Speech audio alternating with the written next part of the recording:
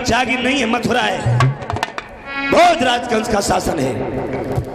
वो धोबी भगवान कन्हैया से बिल्कुल नहीं दबा,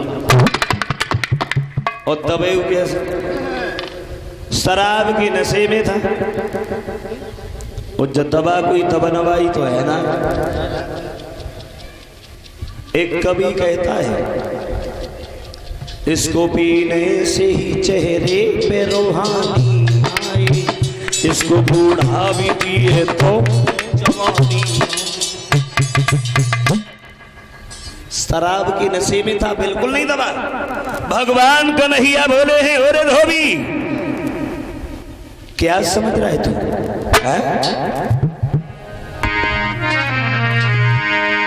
मैं सीधी साधी बात करूं और तू उल्टा सीधा चलता है। मेरे इन मीठे बचनों को नालायक जहरीला लगता है।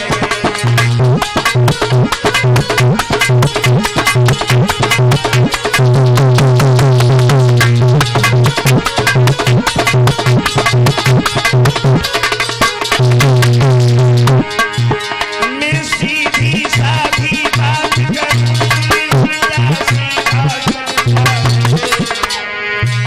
मेरे इन मीठे वचनों पर नालायक जहरीला लगता है।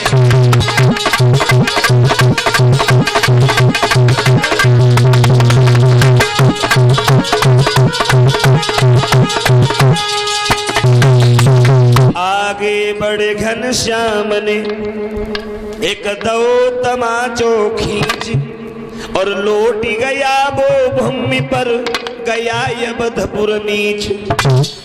भगवान कन्हैया ने आगे बढ़कर के उस धोबी की गाल में एक तमाचा, एक ही तमाचे में वो धोबी खत्म हो गया। ये धोबी वही था युग त्रेता वाला जिसने सीता जी को दोबारा वनवास दिलाया था। भगवान श्री राम ने ये कहा, भी तो हम मर्यादा के बंधन में हैं, लेकिन इस बात का बदला हम तुमसे युग द्वापर में चल के लेंगे। जब वो धोबी खत्म हुआ है, बाकी संग में जो और धोबी रहे भी सब पुटरियां डाल डाले के भागे। भगवान कन्हैया ने ग्वालों से कह दिया कि सब लोग वस्त्र धारण कर लो। अब राजाओं के वस्त्र ग्वालों ने कभी पहने तो नहीं थे, उल्टे सीधे वस्त्र धारण करने लगे। तो कन्हैया ने कंस के दर्जी के पास में जाकर के सबको वस्त्र फिट करके पहनवाए। दर्जी को वरदान देके वहां से आगे बढ़े हैं। और ये कुछ भागवत कथा में दान है, थोड़ी देर और शांति बनाए रखे। 101 रुपए नरेश मंडी सरनऊ, 101 रुपए श्यामी सिंह मंडी सरनऊ, 501 रुपए राम लड़े थे मैनेजर एटा, 101 रुपए आजाद प्रजापत सरनऊ, 100 रुपए डॉक्टर वकील खान सरनऊ, 101 रुपए पप्पू दूधिया पमाए, 51 रुपए अमर सिंह यादव गढ़ी, 101 रुपए मुकेश यादव टप्पू वाले सरनऊ, 501 रुपए विकास कुमार फौजी सरनऊ, 101 रुपए राजू सिंह मंडी सरनऊ, 101 रुपए मुन्ना लाल दिवाकर सरनऊ, 101 रुपए शिवेंद्र सिंह यादव खंगारपुर, 201 रुपए रवि कुमार अमृतपुर, 50 रुपए बबीता दादो, 50 रुपए वीरेंद्र सिंह बी सरनऊ, 51 रुपए सुनील कुमार बी सरनऊ, 101 रुपए छोटे लाल मिस्त्री सरनऊ, 501 रुपए विनेश कुमार फौजी एटा, 100 रुपए राजकुमार पछाए सरनऊ, 40 रुपए अवधेश कुमार नंगला प्रेमी, 101 रुपए मनेन्द्र कुमार खंगारपुर, 50 रुपए देवेंद्र ड्राइवर सरनऊ, 101 रुपए बंगाली आश्रम वाले विजयपुर, 501 रुपए राकेश विधायक सरनऊ। और ये 51 रुपए हमारे करीब आए हैं सेवा सरनऊ। लिखा है, तेरे बिन कोई न सहारा गुरुदेव समरिया मेरे।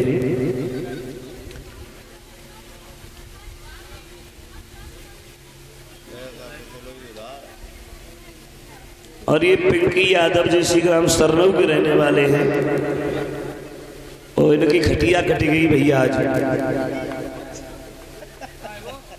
पैसा दिए नहीं है और लिख रहे हैं पैसा उधार कर लो और गाना सुना दो, बदरिया बरसे श्याम नहीं आए। आज घरे में तुम्हारी लड़ाई करवाए के छोड़ेंगे।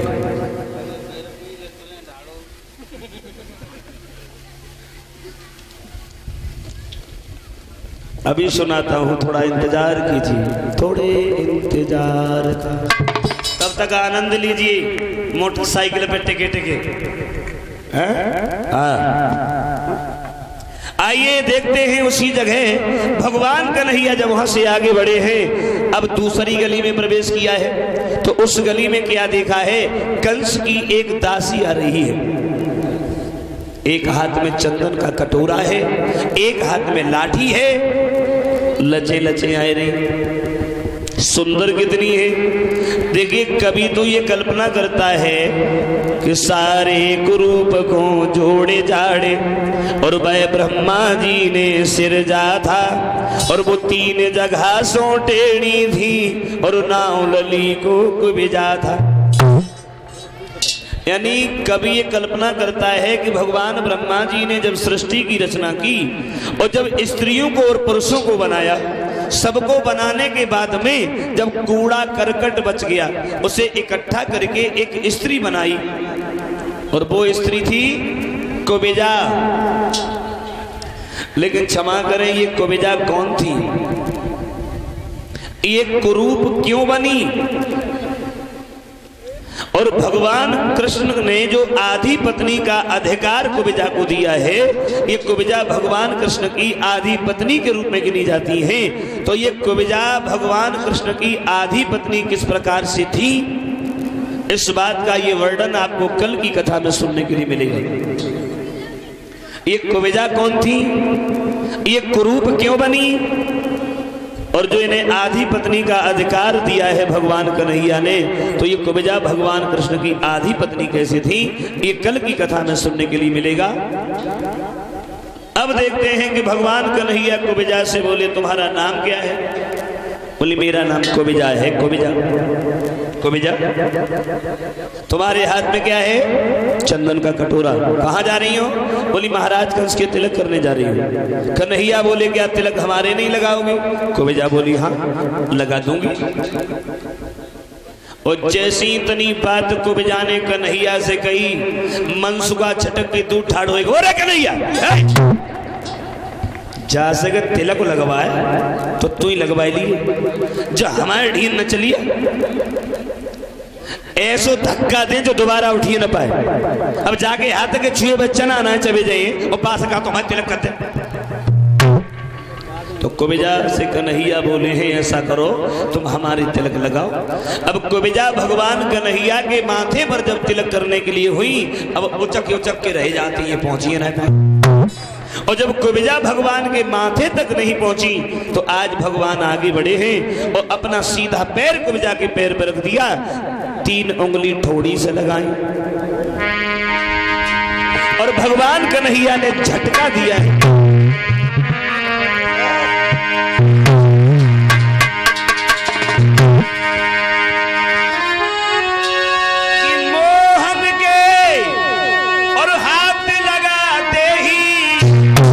कुबरी मिट के छविवान भई, फट गया यकायक पर्दा सा, वही दासी देव सुना।